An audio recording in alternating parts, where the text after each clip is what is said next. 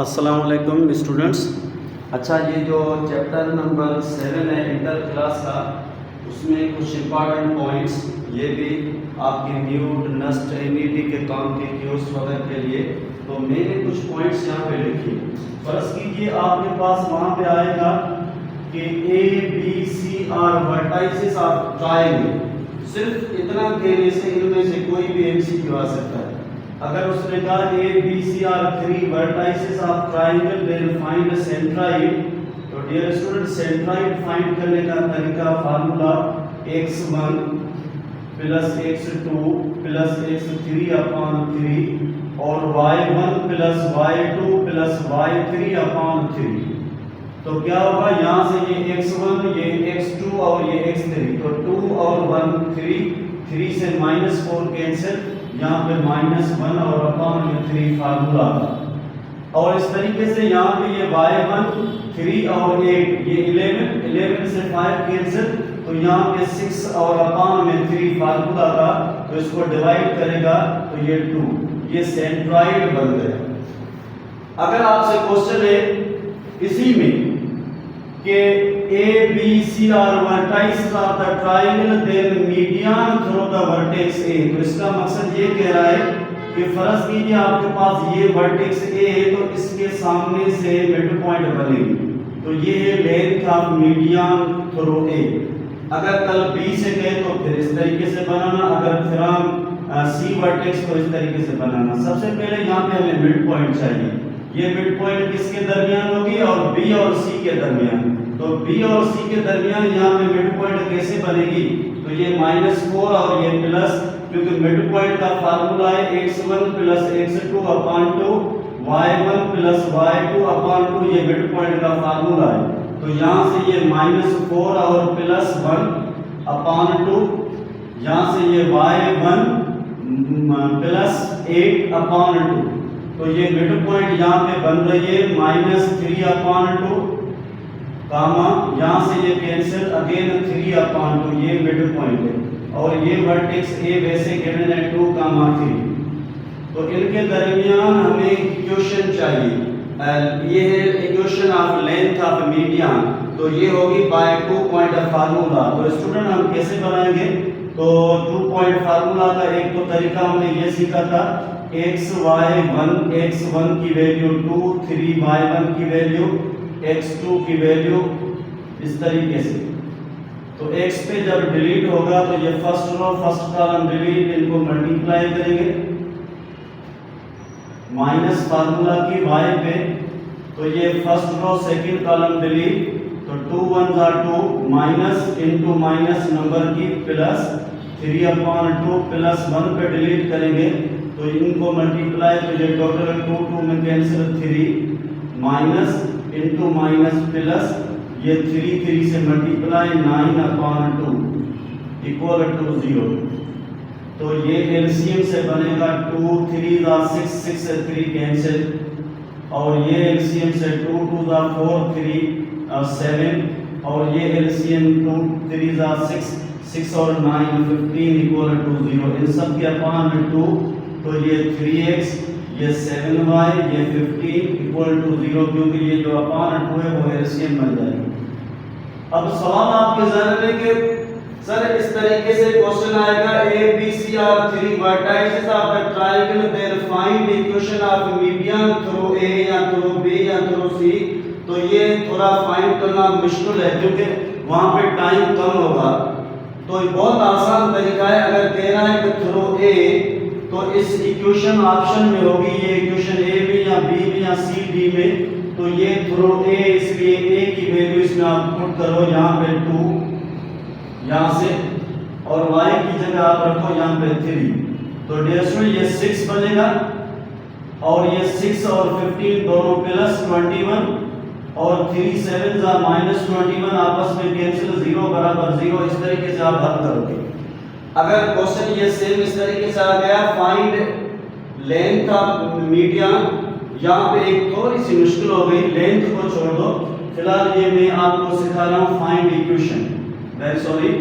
तो ये इक्वेशन बनाने का तरीका सिखा रहा कि ये वर्टेक्स ए, ये मिड पॉइंट बन गई, तो इक्वेशन बनाने का फार्मूला है बाय 2 पॉइंट फार्मूला, ये इक्वेशन होगी ऑप्शन में थ्रू ए है, इसलिए ए की वैल्यू को हम इक्वेशन ऑप्शन में पुट करेंगे तो लेफ्ट बराबर राइट बनेगा। अगर वहां पे क्वेश्चन है थ्रू बी तो हम बी को उस इक्वेशन में पुट करेंगे। ठीक है स्टूडेंट्स, तो ये तो हो गया फाइंड इक्वेशन ऑफ मीडियन का तरीका और बहुत काम का क्वेश्चन है अपने पास।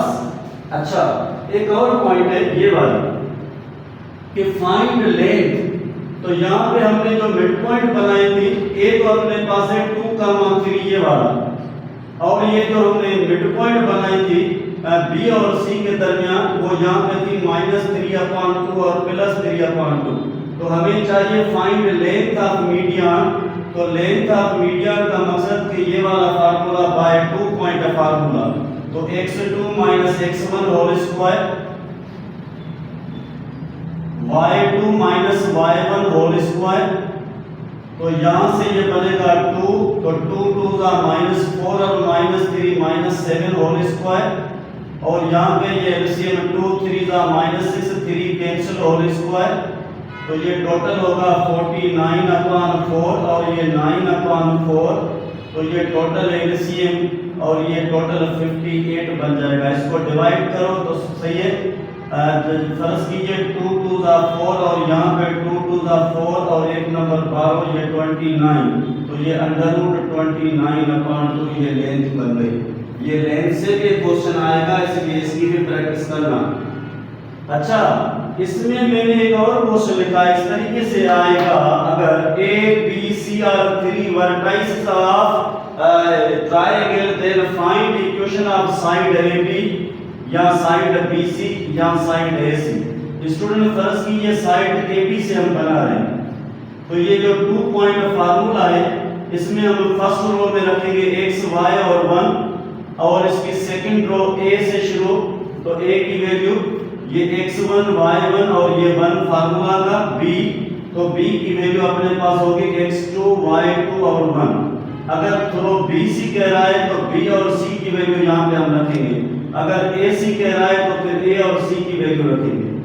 तो हल करने से क्या होगा कि sir first row first column delete, ये 3 minus into minus plus 5 minus y पे डिलीट, तो ये first row second column delete, 2 1 2 minus and minus plus 4, फिर प्लस 1 पे डिलीट, तो ये टोटल इस तरीके से ये माइनस का 10 माइनस और into minus plus 12 equal to 0। तो यहाँ से आंसर आएगा 8x, ये टोटल होगा 6 और माइनस y, और यहाँ से ये कैंसिल प्लस का 2 इक्वल टू 0, ये इक्वेशन बन गई। यहाँ इनसे कॉमन 2 होगा तो ये 4x minus 3y plus 1 equal to 0, क्योंकि 2 कॉमन हो गया। ये इक्वेशन वहां पे ऑप्शन में होगी। तो आप क्या करोगे, अगर इसमें a की वैल्यू पुट करोगे फिर भी ये बराबर 0 होगी, अगर b की वैल्यू पुट करोगे फिर भी 0 बराबर 0 होगी, लेकिन c की वैल्यू पुट करोगे तो नहीं होगी। क्यों नहीं होगी? इसलिए ये है इक्वेशन थ्रू ए बी, यानी ए बी साइड। अगर आपने यहाँ पे a की वैल्यू रखी a से 2 x की वैल्यू और b की वैल्यू 3, तो ये 2 4 का 8 8 और 1 9, और माइनस का 3 3 का 9, वाकई ये 0 बराबर 0 हो रही है। इक्वेशन सही है, इसको हम टिक करेंगे। अच्छा, इस तरीके से डियर स्टूडेंट इसमें एक क्वेश्चन ये भी है कि फर्ज कीजिए ये अपने पास गिवन है A B C are 3 vertices, question कह रहा है कि ये अबाउट ट्रायंगल कौन सा है। क्वेश्चन आएगा कि ये स्केलेन ट्रायंगल है, ये आइसोसेलेस यानी 2 साइड्स इक्वल है, या इक्विलैटरल ऑल साइड्स इक्वल। तो हम क्या करेंगे इसमें, ये भी काम का क्वेश्चन है कि हम इसमें रखेंगे इस तरीके से कि फर्ज कीजिए ए बी साइड की लेंथ बाय 2 पॉइंट फार्मूला, तो x2 माइनस x1 ये माइनस का 6 होल स्क्वायर, और ये y2 माइनस का 3 माइनस 8 होल स्क्वायर 64, तो ये टोटल बन जाएगा क्या, ये 100 यानी रूट से बाय 10। अच्छा, फिर BC बनाना है, length of BC। In rare cases कभी एबीटी टेस्ट में नष्ट होकर में आए तो BC का मकसद x2 माइनस माइनस प्लस ये 5 का स्क्वायर, फिर ये y2 माइनस माइनस प्लस ये हो गया 13 का स्क्वायर। तो इनसे जो वैल्यू मिलेगी वो क्या होगी, 6 7 9 और दिस, इस तरीके से। और फिर ए सी बनाएंगे तो इसका मतलब है ए और सी के x2 माइनस x1 माइनस 1 बचेगा उसका होल स्क्वायर, y2 8 माइनस 3 5 का स्क्वायर 25, तो ये 26। आपने देखा तीनों की लेंथ इक्वल नहीं है, ये जो ट्रायंगल बनेगा वो स्केलेन होगा, स्केलेन मींस डिफरेंट साइडेड। इस तरीके से फर्ज कीजिए ये क्वेश्चन अपने पास गिवन है और कह रहा है कि इसका एरिया फाइंड कीजिए, यानी एरिया ऑफ ट्रायंगल। तो एरिया ऑफ ट्रायंगल बनाने का ये फार्मूला पड़ा था हाफ ऑफ x1 y1 1, तो x1 y1 from vertex A, x2 y2 from vertex B, x3 y3 from vertex C।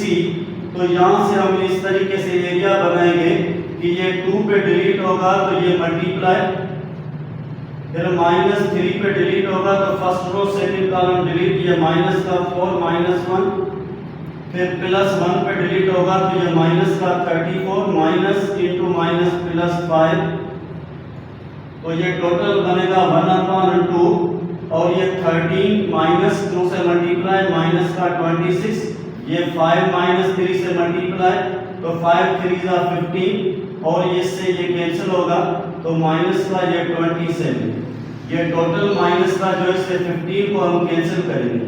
तो डियर स्टूडेंट्स 27 माइनस से 15 को मैंने कैंसिल किया तो यहाँ पे ये -12 और ये -26, ये टोटल बन गया 38। 38 को हम 2 से डिवाइड करेंगे तो आंसर क्या आएगा इस कंप्लीट को 1 टाइम 1 नंबर 12 19 स्क्वायर यूनिट। अब यहाँ पे नोट करना कि सर ये तो माइनस का आएगा, नहीं, क्योंकि एरिया है ये एक क्वांटिटी है तो इसको हम सिर्फ नंबर से शो करेंगे, लेकिन इसमें माइनस क्यों आया ये सवाल है। इसलिए हमने इनकी वैल्यूज को फार्मूला जो रखा है वो क्लॉकवाइज रखा है, इसलिए इसकी जो साइन आएगी वो नेगेटिव आएगी ज़रूर।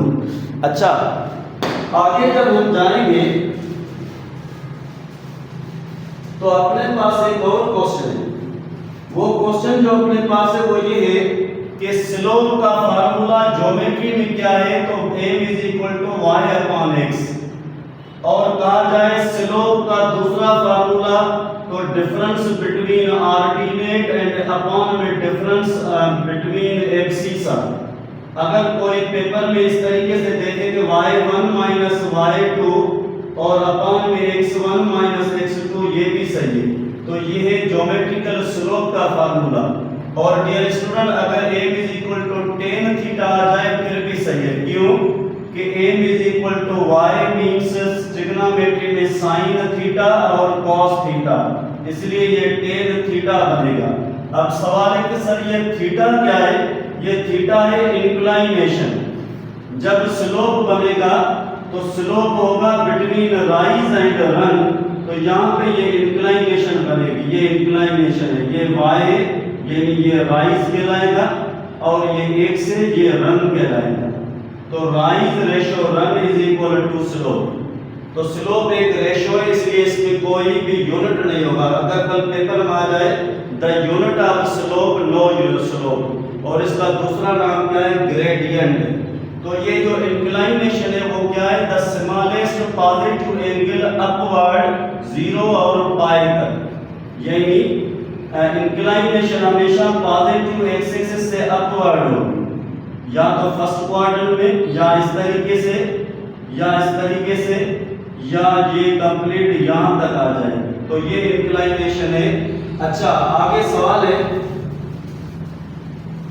कि फर्ज कीजिए अपने पास 2 पॉइंट्स आर गिवन, तो इन पॉइंट्स के दरमियान स्लोप क्या होगा, तो इसका मकसद ये है कि 7 - 3 यानी y2 - y1, अगर किसी ने कहा 3 - 7 कोई इशू नहीं, अपॉन में x2 9 - 2, तो ये बनेगा क्या, ये बनेगा 4 और अपॉन में यहाँ से ये 7।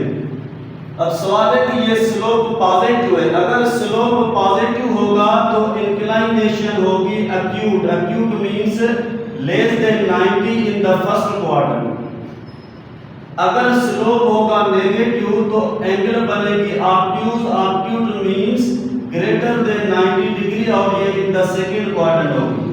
डियर स्टूडेंट, फर्ज कीजिए अपने पास ये tan 30 डिग्री है, तो इसका मकसद ये इंक्लिनेशन है, इससे स्लोप बनेगा 1/3 पॉजिटिव। तो ये स्लोप पॉजिटिव है क्योंकि ये एंगल एक्यूट है 90 से छोटी है। फर्ज कीजिए अपने पास ये एंगल जो है वो है 120 डिग्री, यानी सेकंड क्वाड्रेंट ऑब्ट्यूज एंगल, तो स्लोप इसका क्या बनेगा -3, यानी यह स्लोप इज नेगेटिव।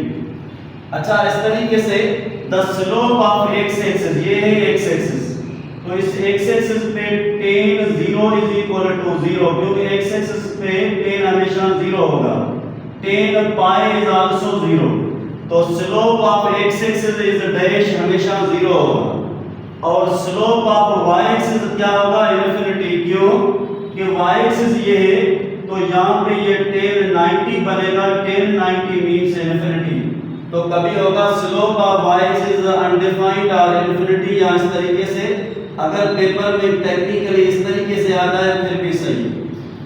अच्छा, एक सवाल है कि टू लाइंस आर पैरेलल, जिस तरीके से ये पैरेलल लाइंस या इस तरीके से ये पैरेलल लाइंस, तो पैरेलल लाइंस जब, तो उन दोनों के दरमियान एंगल क्या होगी, इन दोनों की एंगल सेम होगी। जैसे ये है, यहाँ पे एंगल इंक्लिनेशन अल्फा 1, यहाँ पे एंगल है इंक्लिनेशन अल्फा 2, तो alpha 1 is equal to alpha 2, तो slope m1 is equal to m2। Dear student, ये भी हो गया if two lines are parallel.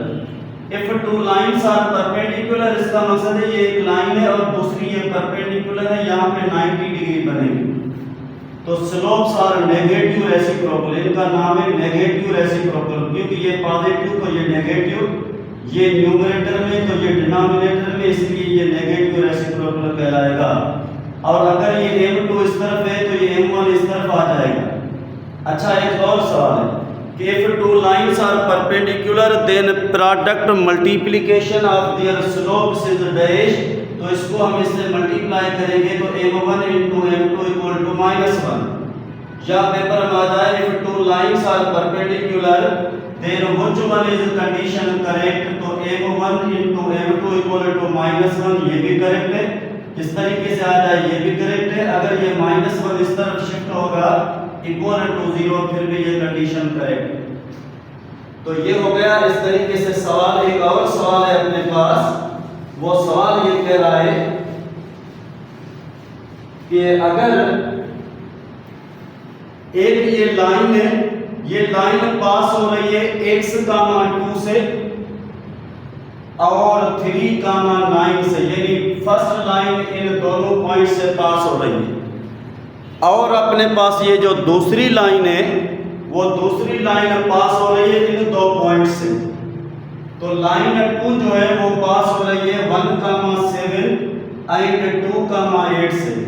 Student solve कर रहा है if lines are parallel then find value of this x। बहुत आसान, इफ लाइंस आर पैरेलल तो m1 बराबर m2, इन दोनों का स्लोप m1 कहलाएगा, इन दोनों का स्लोप m2, तो m1 की जगह इस तरीके से 9 - 2 y2 - y1 x2 - x1 is equal to इस तरफ m2 यानी 8 - 7 और अपॉन में 2 - 1, तो यहाँ से 7 अपॉन में 3 - x, और यहाँ से ये 1/1 यानी ये 1 बन जाएगा।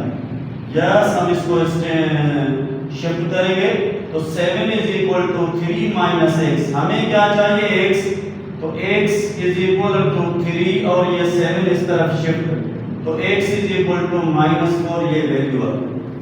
तो हमें हर तरह से थोड़ा तैयार रहना है, तो इस तरीके से सवाल आ जाए तो हम क्लियर करें। अच्छा, एक और सवाल है इसमें कि एक लाइन अपने पास है 2x + 3y + 9, दूसरी लाइन है 2x + 3y + 8, मैंने सपोज किया, तो आपने देखा x के साथ ये कोफिशिएंट और इस x के, यानी इन दोनों x का कोफिशिएंट सेम है, इन दोनों y का कोफिशिएंट सेम है, लेकिन कांस्टेंट चेंज है, तो it means lines are parallel. यानी पैरेलल लाइंस में एक इंपॉर्टेंट पॉइंट क्या है कि a1 इक्वल टू a2 होगा, माना coefficient of x equal to coefficient of other line x, और b1 इक्वल टू b2 होगा। Coefficient of y of first line, coefficient of y of second line. इसलिए इसको हम इस तरीके से भी लिख सकते हैं a1 upon a2 equal to b1 upon b2, लेकिन not equal to constant upon constant. तो इसका मकसद है पैरेलल लाइंस। फर्ज कीजिए a1 upon a2 equal to b1 upon b2 equal to c1 upon c2 आ जाए, तो कन्फर्म में लाइंस आर कोइंसिडेंट। कोइंसिडेंट माना इनके दरमियान कोई डिस्टेंस नहीं है, यानी डिस्टेंस जीरो हो जाए, यानी दोनों लाइंस एक दूसरे के ऊपर, तो इट मींस c1 में कांस्टेंट में सेम होगा, जैसे ये मैंने एग्जांपल दिया है। अच्छा, एक और इंपॉर्टेंट पॉइंट इसमें ये है इसमें कि फर्ज कीजिए ये अपने पास a1 है और यहाँ पे b1 है, ये a2 है और ये b2 है, यहाँ पे मैंने लिखा इज इक्वल टू 0। तो इसका मकसद है लाइंस आर पैरेलल, क्योंकि इसको हम इस तरीके से शिफ्ट करेंगे तो ये a1 b2 और माइनस ये a2 b1 इक्वल टू 0, ये भी आ सकता है, इस तरीके से भी आ सकता है। अगर इसको इस तरफ शिफ्ट किया जाए तो ये वाली कंडीशन हो सकती है। ये जो कुछ मैंने बताया ये है पैरेलल लाइंस के लिए। और अगर c1 इक्वल टू c2 होगा तो फिर ये कोइंसिडेंट के लिए। और माय डियर स्टूडेंट, अगर कहा जाए लाइंस आर परपेंडिकुलर, जैसे ये मैंने क्वेश्चन आपको दिया है, तो एक लाइन है 2x प्लस 3y प्लस 9, ये इक्वेशन ऑफ फर्स्ट लाइन है। तो क्या होगा, इस y का कोफिशिएंट इस तरफ जाएगा x के साथ और x का कोफिशिएंट y के साथ, बाकी कांस्टेंट कोई भी कोई इशू नहीं। और ये प्लस है तो ये minus, it means both lines are perpendicular are orthogonal are lines are altitude. Yes, इस तरीके से इन क्वेश्चंस के बारे में हमने सीखा। अब आगे एक और सवाल है कि अगर two lines intersect each other तो यहाँ पे क्या बनेगा, एंगल बनेगी। अगर डियर स्टूडेंट यहाँ पे ये लाइन 1 है, ये लाइन 2 है, तो find angle between two lines from L1 to L2। तो इसका स्लोप होगा m1 और इसका स्लोप m2। तो इसके टेंजेंट थीटा का फार्मूला बनेगा L1 से L2, तो m2 minus m1 upon 1 plus m2 into m1, ये फार्मूला बनेगा। फर्ज कीजिए ये लाइन 2 है और ये लाइन जो है वो 1 है, इनके दरमियान ये एंगल है थीटा। तो हम कहेंगे angle theta from L2 to L1, तो इसका फार्मूला बनेगा tan theta m1 minus m2 upon 1 plus m1 into m2। Yes student, एक सवाल, सर अगर इस फार्मूला में ये न्यूमरेटर 0 हो जाए, ये न्यूमरेटर, तो इसका मकसद है ये पूरा 0 होगा और लाइंस आर पैरेलल। अगर ये डिनोमिनेटर 0 हो जाए तो ये इन्फिनिटी होगा, तो यहां से एंगल 90 डिग्री बनेगी। लाइंस आर परपेंडिकुलर, यानी they make 90 degree, theta is 90 degree. अगर फर्ज कीजिए अपने पास ये न्यूमरेटर भी 0 नहीं है, डिनोमिनेटर भी 0 नहीं है, तो लाइंस आपस में मेक अक्यूट एंगल यानी लेस देन 90 या make obtuse angle greater than 90। कब होगा, जब न्यूमरेटर नॉट 0, डिनोमिनेटर नॉट 0, इस तरीके से। अच्छा, थोड़ा सा और टॉपिक इसमें एक ये है कि फर्ज कीजिए अपने पास A वर्टेक्स है x1 और y1, B vertex of triangle x2 y2 और C वर्टेक्स x3 y3। सवाल कर रहा है कि what is in centre, coordinates of in centre students. तो ये फार्मूला जरूर पेपर के काम का है। ax1 ये पूरा x होगा, abscissa ax1 bx2 cx3 upon में सम ऑफ साइड्स ऑफ ट्रायंगल। और y कंपोनेंट यानी ऑर्डिनेट होगा a से, लेकिन x1 की जगह y1, b उसके साथ y2, c y3 अपॉन होगा a plus b plus c। इसका मकसद ये है कि एक ये ट्रायंगल है और ये ट्रायंगल की एक एंगल है। इस एंगल को एक लाइन बाइसेक्ट कर रही है, bisect mean two equal parts में कट कर रही है, तो ये है बाइसेक्टर। और डियर स्टूडेंट इस तरीके से इस दूसरी एंगल को भी एक लाइन है, लाइन सेगमेंट वो बाइसेक्ट कर रहा है, तो यहाँ पे जो बनेगा ना वो क्या होगा, वो इंसेंटर होगा। याद रखो कि जैसे मैंने मीडियन सिखाया तो वो मिड पॉइंट से यहाँ पे और इस तरीके से यहाँ पे मिड पॉइंट में बनेगा, यहाँ पे तो ये सेंट्राइड है। तो ऑल थ्री मीडियंस एक इंटरसेक्ट करें पॉइंट पे, तो all three medians are dash, ये भी सवाल इंपॉर्टेंट है sir, are called concurrent. All bisectors भी एक पॉइंट से पास, इसलिए ऑल बाइसेक्टर्स यानी right bisectors are dash also concurrent. तो डियर स्टूडेंट ये है सिर्फ बाइसेक्टर, यानी एंगल को दो इक्वल पार्ट्स में कट कर रहा है, लेकिन ये राइट बाइसेक्टर नहीं है। राइट बाइसेक्टर का मकसद है कि इन एंगल को टू इक्वल पार्ट्स में कट करे और आगे 90 डिग्री पे बनाए, तो फिर वो राइट बाइसेक्टर है। तो जब राइट बाइसेक्टर को कट करेगा तो यहाँ पे जो बनेगा उसका नाम होगा आर्थो सेंटर, वो ये आर्थो सेंटर बन जाएगा। सारे काम के क्वेश्चंस। अच्छा, मीडियन से सेंट्राइड बनेगा, बाइसेक्टर से इंसेंटर बनेगा और राइट बाइसेक्टर से आर्थो सेंटर बनेगा। तो dear students these are all यानी orthocentre, incentre and centroid are dash, they are IDP internal division points, और all medians are dash concurrent, all bisectors are dash concurrent, all right bisectors are dash also concurrent। concurrent का मकसद ये है कि किसी एक point से 3 or more than 3 lines को पास होना है, तो इनका नाम है concurrent lines। तो ये 3 concurrent का फार्मूला भी है, A1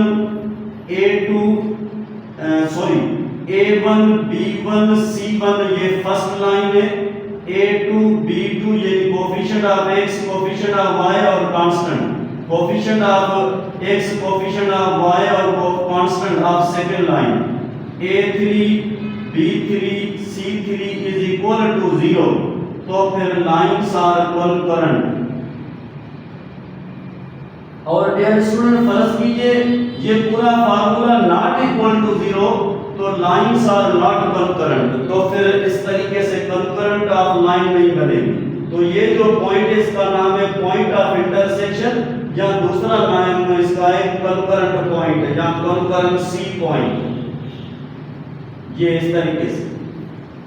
अच्छा, आगे अपने पास एक सवाल रखते हैं कि मिड पॉइंट क्या है, यानी किसी भी लाइन सेगमेंट को इक्वल पार्ट्स में डिवाइड किया जाए, तो यहाँ पे रेशो 1 होगा, यहाँ पे रेशो 1 होगा, तो ये है तो division point, internal division point, लेकिन ये मिड पॉइंट कहलाएगी। तो जब ये मिड पॉइंट कहलाएगी तो एक तो इसका नाम है मिड पॉइंट और दूसरा नाम इसका है बाइसेक्शन पॉइंट। तो डियर स्टूडेंट ये है अपने पास फार्मूला मिड पॉइंट या बाइसेक्शन पॉइंट का, इस तरीके से ये वाला फार्मूला। कल पेपर में कोई सवाल आ रहा है P of 3, 2 Q of 9, 11 find mid point. तो मिड पॉइंट बनाने का तरीका ये x1 ये x2 डिवाइड बाय 2 फार्मूला का, ये y1 ये y2 डिवाइड बाय 2, तो ये 9 और 3 12, 12 अपॉन 2 6, ये 13, 13 अपॉन 2, ये मिड पॉइंट बन जाएगा। कभी कभार इस मिड पॉइंट के लिए ये इस तरीके से क्वेश्चन आएगा कि P of 2, 3 is mid point of A of 9, 4 and B of XY, यानी एक पॉइंट गिवन है, दूसरी पॉइंट यहाँ पे अननोन है और ये मिड पॉइंट भी गिवन है। तो हम मिड पॉइंट के फार्मूला में मिड पॉइंट की जगह ये रखेंगे 2 का माध्यम। यहाँ पे जो फार्मूला है x1 प्लस x2 की जगह ये x और अपॉन 2, y1 प्लस y2 की जगह y अपॉन 2, तो ये x से कंपेयर होगा, यहाँ से हमें x की वैल्यू मिलेगी, और ये y से कंपेयर होगा तो यहाँ से हमें y की वैल्यू मिलेगी 2 2 4 माइनस 9x, तो डियर स्टूडेंट यहाँ से x माइनस 5 मिलेगा, और ये 2 3 6 माइनस 4, तो यहाँ से y2 मिलेगा। आपने देखा ये x की वैल्यू है माइनस 5, यहाँ पे रखी जाए तो 9 से 5 कैंसिल, 4 अपॉन 2, यस ये पॉइंट मिल गया, और ये 2 यहाँ पे रखा जाए तो 2 plus 4 6 upon 2, yes mid point का 3 मिल जाएगा। तो ये मिड पॉइंट के बारे में क्वेश्चन था। अच्छा, एक और सवाल है कि इंटरनल डिवीजन पॉइंट है क्या? अगर किसी लाइन को, फर्ज कीजिए लाइन पास हो रही है 2 पॉइंट से x1 और y1 और x2 और y2, इनके दरमियान अगर कोई पॉइंट है डिवीजन पॉइंट जैसे p ऑफ xy, तो इसका नाम है इंटरनल डिवीजन पॉइंट। तो इंटरनल डिवीजन पॉइंट में क्या होगा, रेशो जो होगा ना, जैसे ये m1 है, इनके दरमियान रेशो, और ये m2 है, या इसका नाम होगा r1 तो इसका नाम r2, या इसका नाम होगा λ1 तो इसका नाम λ2। तो याद रखना कि इंटरनल डिवीजन पॉइंट होगी तो बोथ रेशोज आर डैश, ये इंपॉर्टेंट है sir, both ratios are positive. अच्छा, इंटरनल डिवीजन पॉइंट की वजह से इन रेशोज में क्या रिलेशन होगी, या m1 लेस देन m2 होगा, या m1 ग्रेटर देन m2 होगा, या m1 बराबर m2 होगा, लेकिन होगा पॉजिटिव। तो ये ट्राइकोटॉमी है, यानी इनमें से कोई एक कंडीशन आ जाएगी तो इसको हम कहते हैं ट्राइकोटॉमी। ये है इंटरनल डिवीजन पॉइंट के लिए। तो डियर स्टूडेंट, फर्ज कीजिए अपने पास है EDP। EDP की माना है एक्सटर्नल डिवीजन पॉइंट, यानी ये पॉइंट है A और ये पॉइंट है B, और आपके पास जो डिवीजन पॉइंट है ना वो यहाँ पे आपने देखा, ये पॉइंट अब बाहर है, AB के अंदर नहीं है, इसलिए इसका नाम है एक्सटर्नल डिवीजन पॉइंट, यानी EDP। तो ये होगा यहाँ से लेकर स्लोप 1 रेशो 1, और यहाँ से यहाँ तक ये जो होगा ना वो स्लोप रेशो 2। तो आपने देखा रेशो 2 बाहर है। एक सवाल ये कि इन EDP m2 रेशो क्या होगा सर, ये लेस देन 0 होगा, ये नेगेटिव, लेकिन फर्स्ट रेशो नेगेटिव नहीं होगा। यहाँ से पॉइंट है, यानी mid point and EDP are corollaries, यानी रिजल्ट्स ऑफ डैश, तो इंटरनल डिवीजन पॉइंट्स। तो सबसे पहले मैं आपको IDP का फार्मूला सिखाऊं, तो ये फार्मूला इस तरीके से, m1 x2 plus m2 x1 upon m1 plus m2, और ये m1 y2 plus m2 y1 upon m1 plus m2। लेकिन याद रखना इसमें m1 और m2 कभी 0 नहीं होगा, क्योंकि फिर ये इन्फिनिटी बन जाएगा। ये इंटरनल डिवीजन पॉइंट का फार्मूला। सवाल है इसमें m1 m2 क्या होगा, तो मैंने अभी सिखाया, या m1 m2 से छोटा होगा, या m1 m2 से बड़ा होगा, या m1 बराबर m2 होगा, तो फिर ये point of interest mid point बन जाएगी। अच्छा, जब EDP हम कहें तो ये EDP का फार्मूला वही सेम होगा, लेकिन m2 की जगह हम माइनस रखेंगे, तो ये फार्मूला बन जाएगा m1 x2 m2 x1, यहाँ पे ये माइनस, क्योंकि m2 नेगेटिव होगा, अपॉन में ये m1 m2 means negative m2।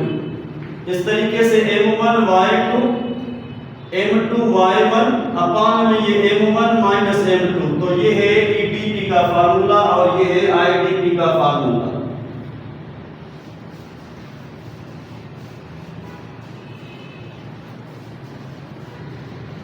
Dear students, फर्ज कीजिए अपने पास इस प्लेन में एक ये लाइन है इस तरीके से, यहाँ पे पॉइंट है आपके पास a ऑफ x1 y1 और यहाँ पे पॉइंट है b ऑफ x2 और y2 और डिवीजन पॉइंट यहाँ पे फर्ज कीजिए ये डिवीजन पॉइंट है x और y।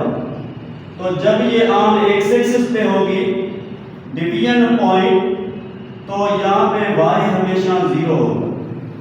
कभी कभी इस तरीके से सवाल आएगा कि if division point of AB line is on the x-axis तो रेशो कैसे फाइंड करें? Ratio m1 ratio m2। जब y 0 होगा इसमें इंटरनल डिवीजन पॉइंट के फार्मूला में तो रेशो का मैं आपको डायरेक्ट तरीका सिखाऊं ये फार्मूला। वैसे तो पूरा फार्मूला है ये अपने पास m1 x2 plus m2 x1 m1 plus m2 फिर m1 y2 plus m2 y1 upon m1 plus m2। अगर यहाँ पे y 0 है तो यहाँ पे y 0 y कंपोनेंट चाहिए 0 m1 y2 plus m2 y1 upon में m1 प्लस m2 तो ये शिफ्ट होगा 0 हो जाएगा और बाकी बचेगा m1 y2 plus m2 y1। तो डियर स्टूडेंट जिसको मैंने यहाँ पे शिफ्ट किया तो ये माइनस m2 y1 और ये m1 y2। मुझे क्या चाहिए? मुझे रेशो चाहिए। तो ये माइनस y1 और यहाँ से y2 अपॉन में तो ये m1 और m2 तो ये बन गया m1 ratio m2 is equal to minus y1 upon y2। m1 पहले तो ये y1 ये m2 बाद में तो ये y2। यस अच्छा यहाँ पे थोड़ी सी मिस्टेक हो गई मेरे से m1 y1 और अपॉन में m2 इस मीन y2।